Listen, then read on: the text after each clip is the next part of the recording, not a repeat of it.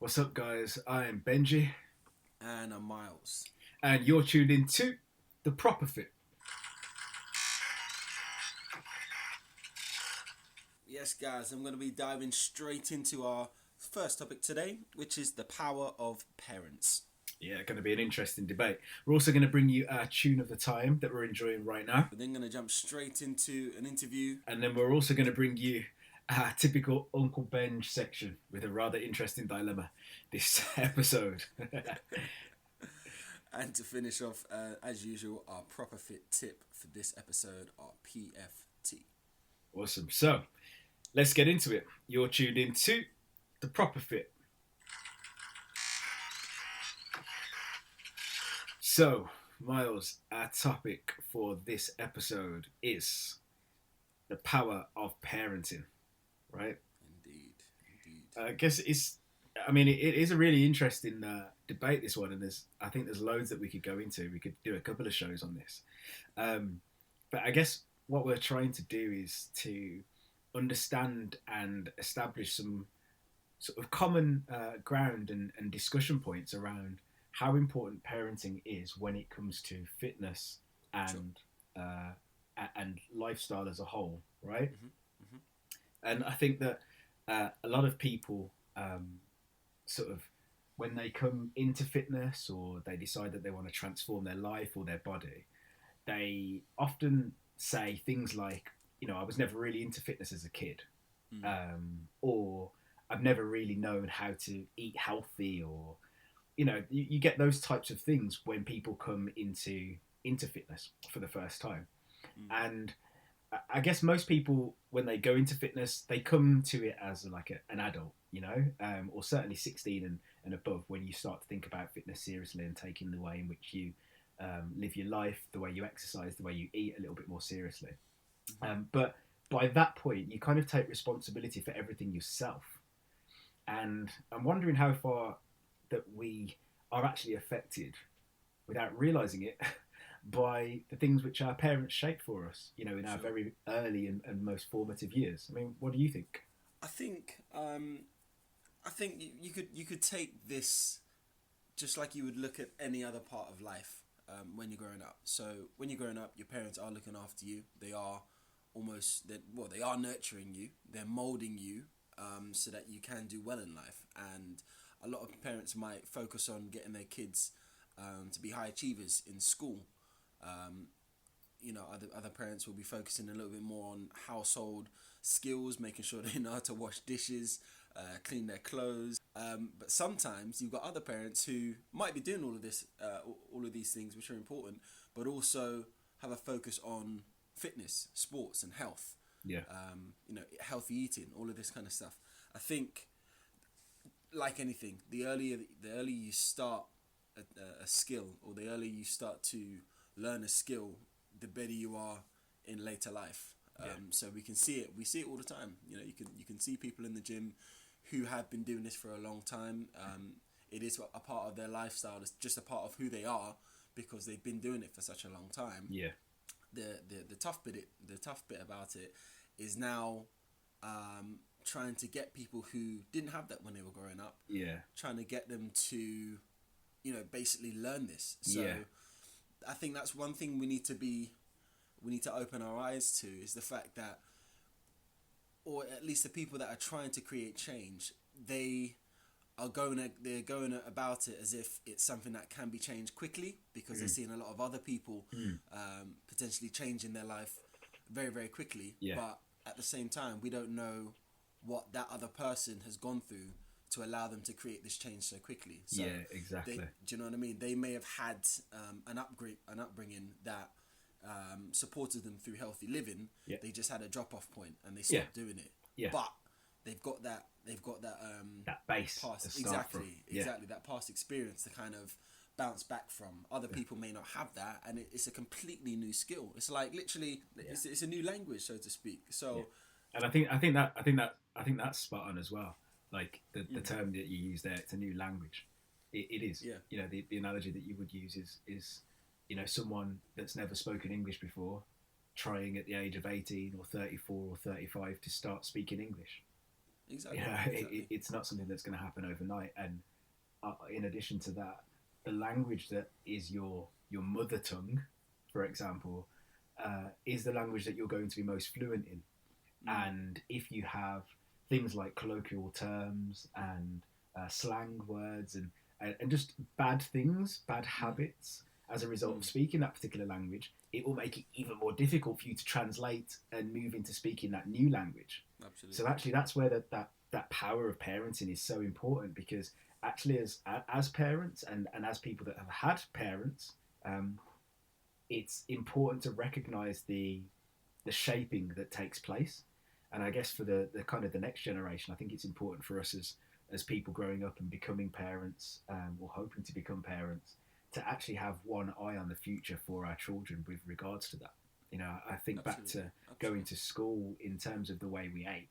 Um, you know, school dinners, for example. Like, look how Oh. school dinners have changed Mm. over, like, just even in the last kind of 15, 10 to 15 years, how dramatically they've changed. Now, the change and the U-turn that they've done with regards to things like school dinners, all of those things, like, we don't eat like that generally now as a Mm. society. Things are changing so Well, do dramatically you that know it what?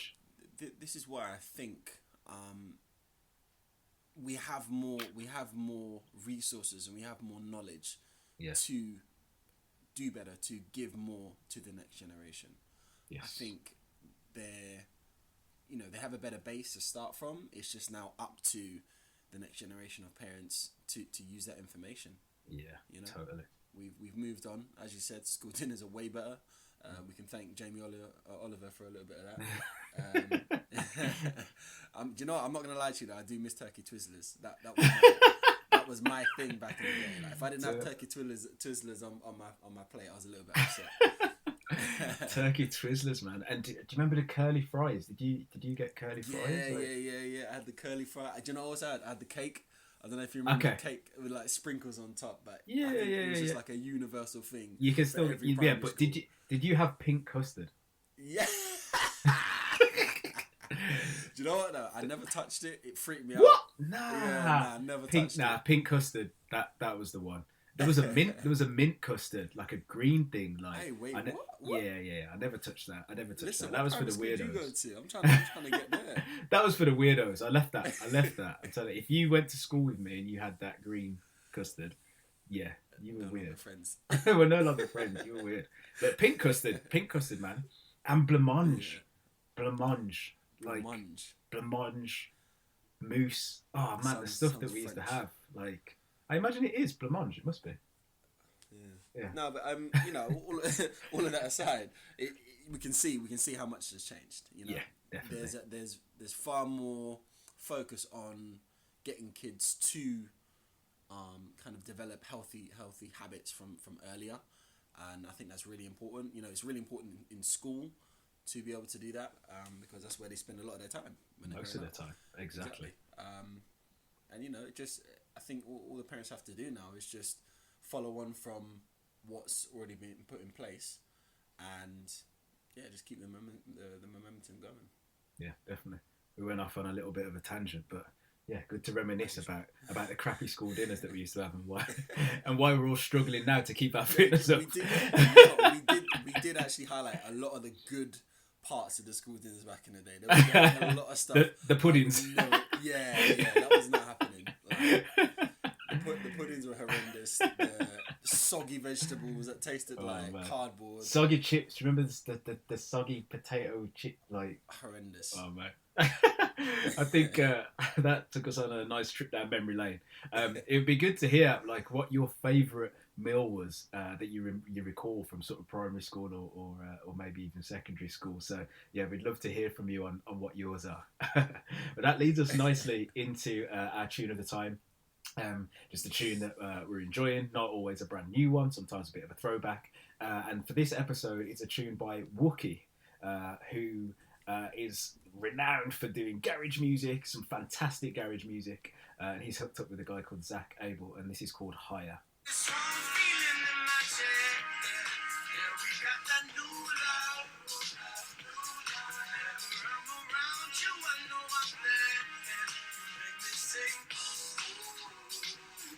Like winds in the sky.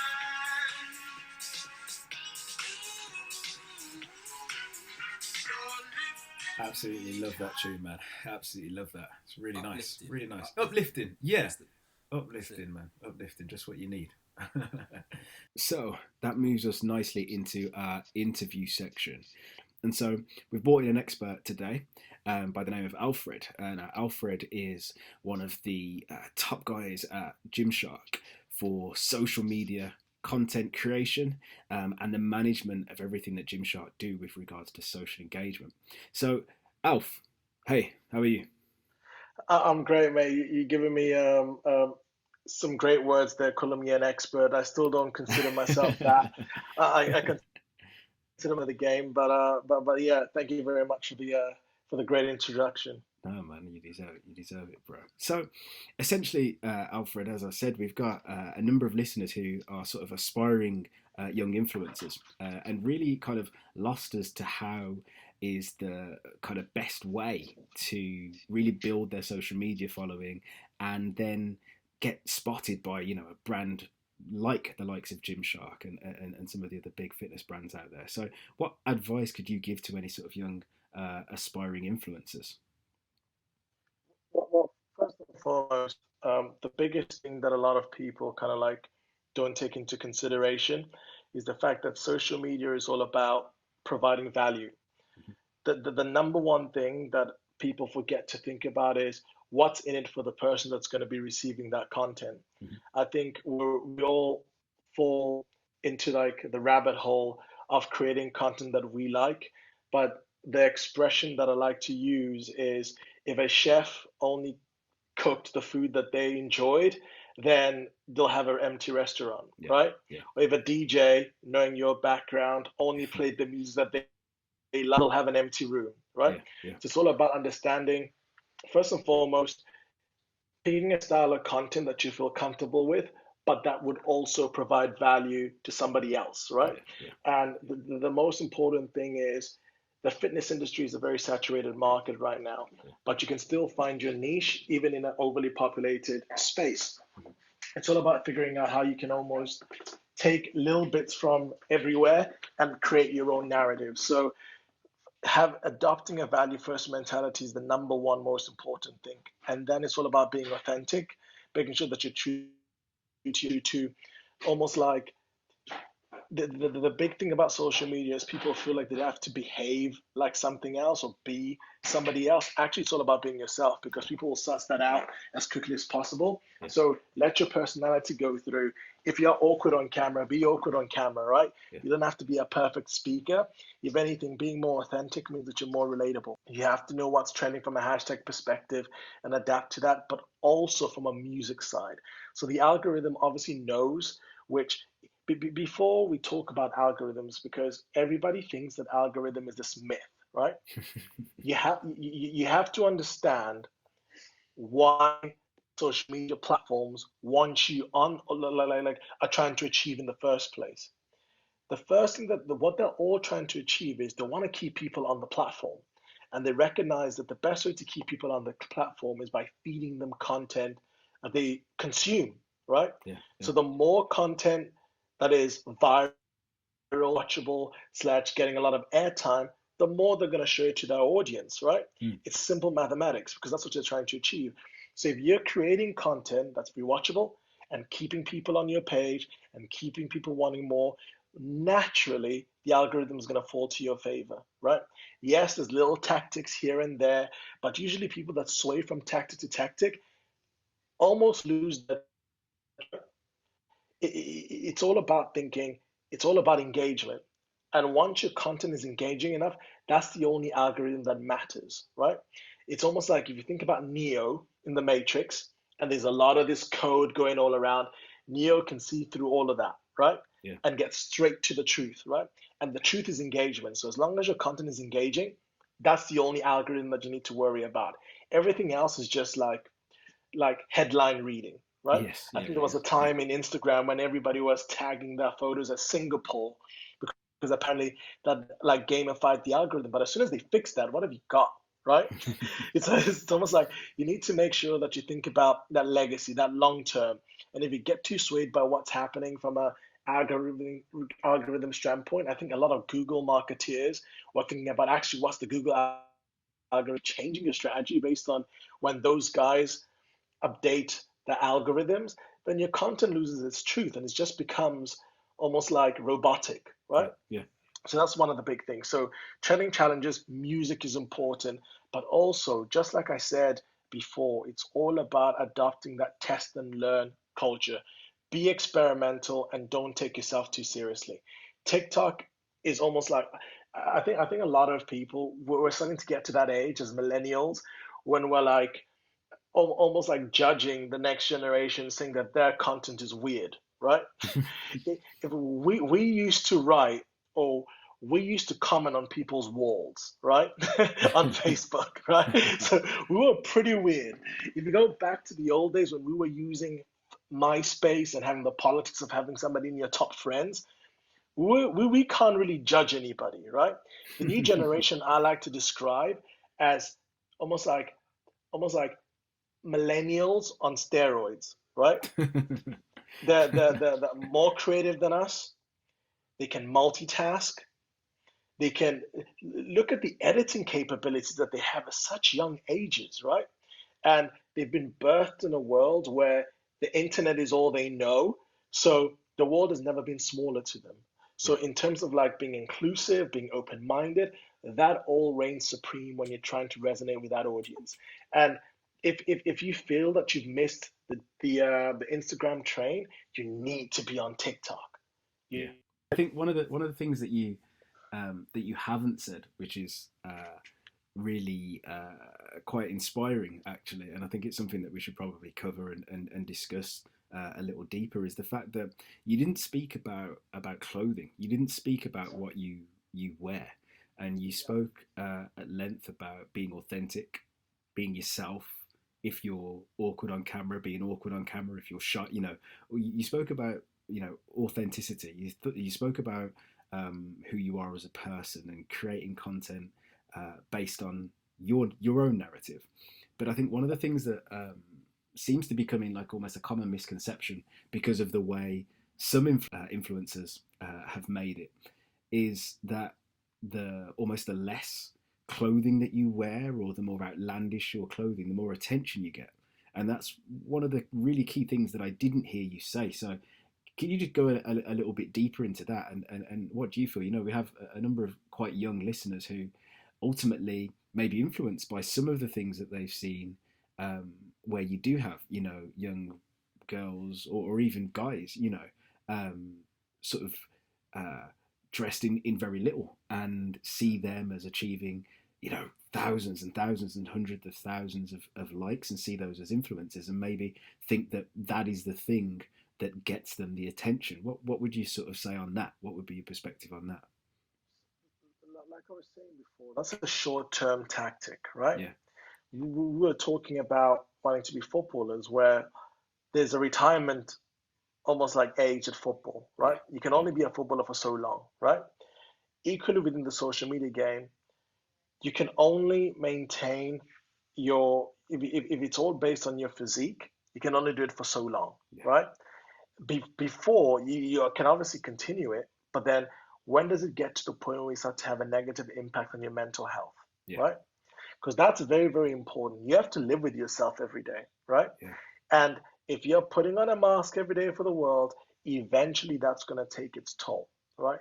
The reason why I steered away from that is because I do recognize that in the short it does work, right? mhm, But as mentioned, if your narrative or the way you create your content is to almost like not through vanity, but through like it's all about the body. yeah, What happens eventually is that people start to realize that your engagement is vanity likes, right? yes, yeah, It's not true influence, right?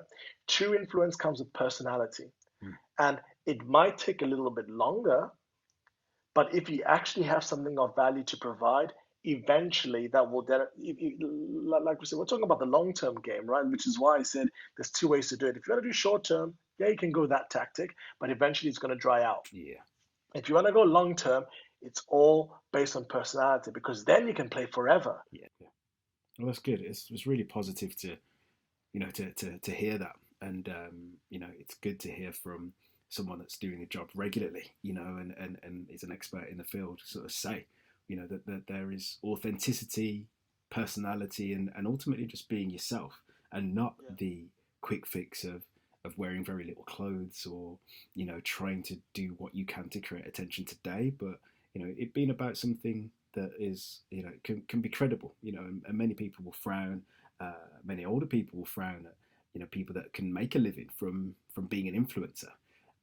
But this is the new world that we live in ultimately, and I think there's a space for it. If we can encourage young people to do it in a way that's safe, in a way that doesn't compromise their integrity, I think it's a fantastic thing for people to be getting involved in. So, thank you very much for sharing, and giving us some insight into the other side of the industry, and how people can do that, man. Thank you very much. Yeah, no worries, man. I'm there all the time. No problem at all. Anytime, whenever you need me back on, just give me a yell. Definitely, bro. Take care.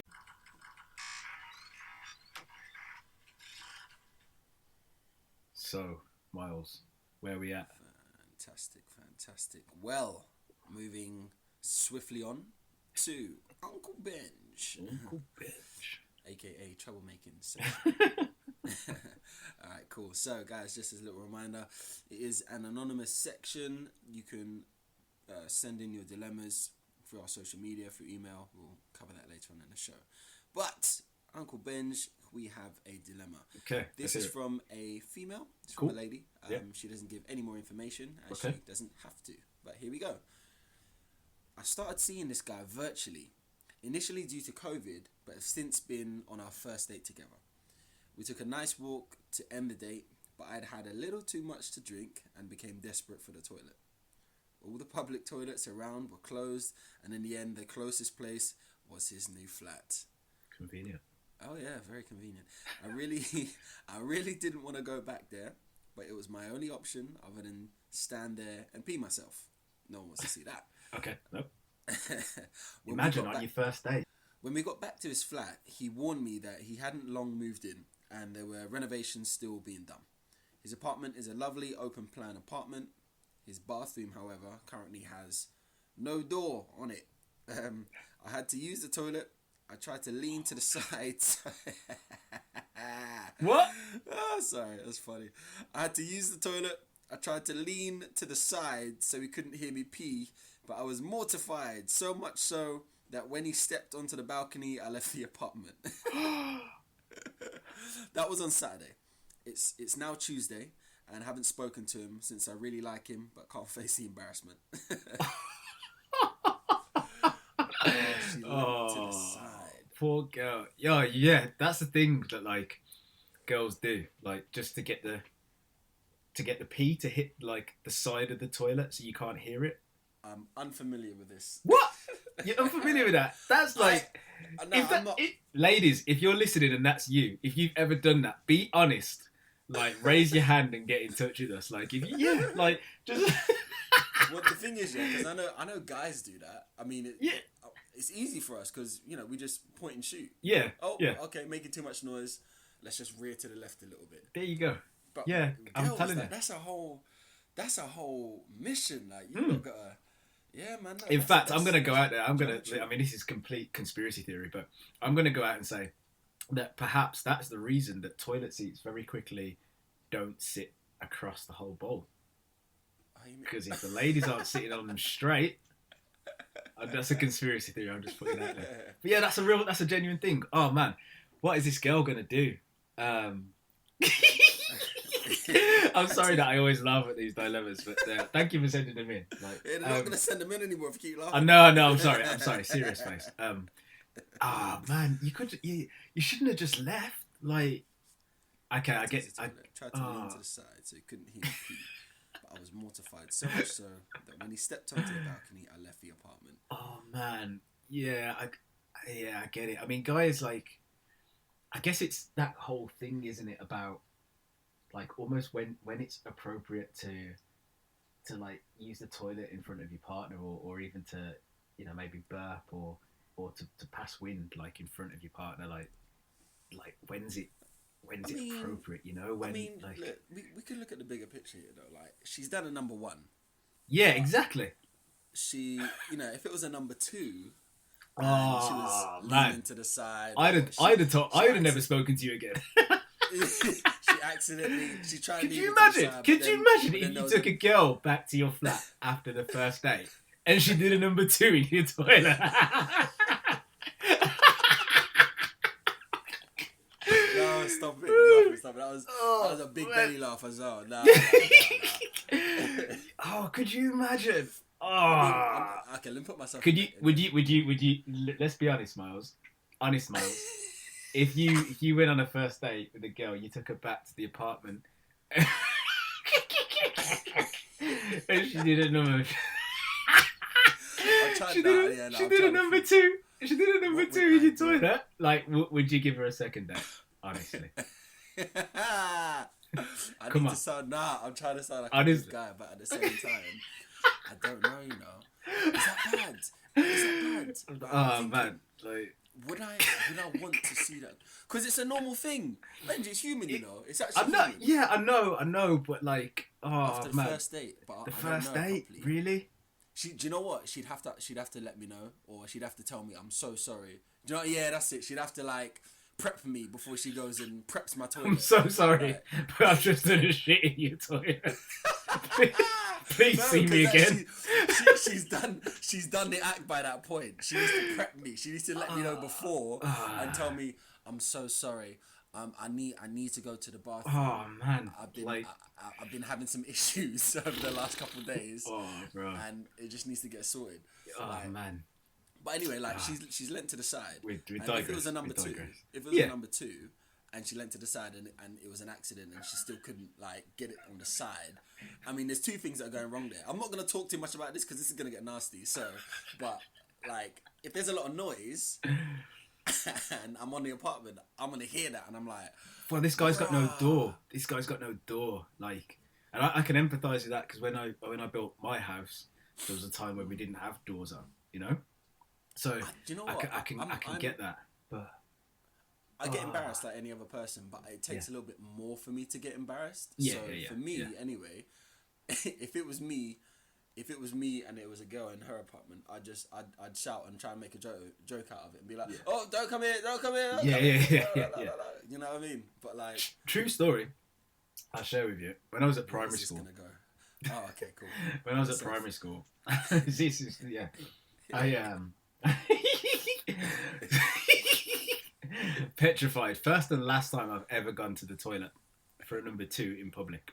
Genuinely, Oh, right? So went to the toilet. no. Wait, I hold was on. in- First and last time.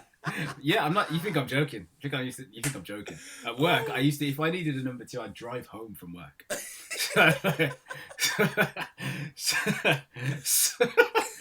But yeah, genuinely, like, I think I was year 4. So anyone that went to school with me, like, I'm revealing some serious information here. But yeah, I was like year 4, and in year 4 we had toilets that were like unisex toilets, but they were directly outside the classroom. Right. So I'd gone to the toilet, and we had to go in pairs. And me and a girl called Taryn went to the toilet. Now, Taryn Shout out has... Taryn. Shout out Taryn. Taryn has, since about the age of 4, and ever since, has always been about 6 foot tall. Okay. And I'm clearly not, right?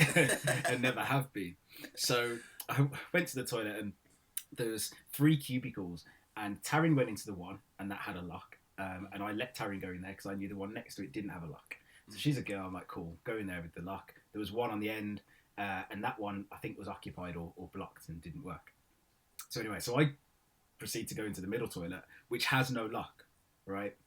Start going to the toilet, and I'm like, oh man, I think I really need a number 2. And when you're a kid, like when you gotta go, you just gotta go. Yeah, Right? Of course.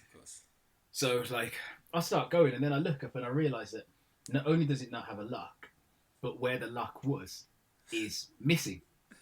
So there's just a hole, right? But the hole's quite high up, yeah? So I'm like, okay, Taryn's going to be in there a while. Let me just get this over and done with. Yeah. But Taryn comes out pretty quick. I suspect Taryn didn't really need the toilet. She was just trying to get out of class. Yeah, So Taryn comes up to the toilet, And she's like, "Come on, Ben, come on." I'm like, "Yeah, yeah, yeah, I'm coming." It's like, "Come on, Ben." So after about like a minute, she gets fed up. She comes, and Tarion, because of how tall she is, was tall enough to look through the gap. Oh no. Tarion looks through the gap. She's like, "Oh, are you having a poo?" I'm like, no, no, no, no, no, no, no. Tarion, like with her far self, is like just decides to push the door open to come in just to confirm whether I'm having a poo or not. Then you've got little me trying to hold the door closed with my feet, but because I'm so little, my feet couldn't close the door.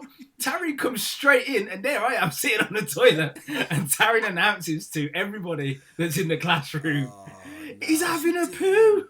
Like, mate, oh man, I was mortified. That's the first and last time I have ever had a number 2 in a public toilet. I'm still traumatized to this day. I got the PTSD still. I can see. Yeah, that's mentally scarring. Yeah, you know? totally. Can't do it again. So I'm actually the right person to give this girl some advice. I just want to show you that although I'm laughing at you, I do empathise with your situation. Mine was far worse. Come on.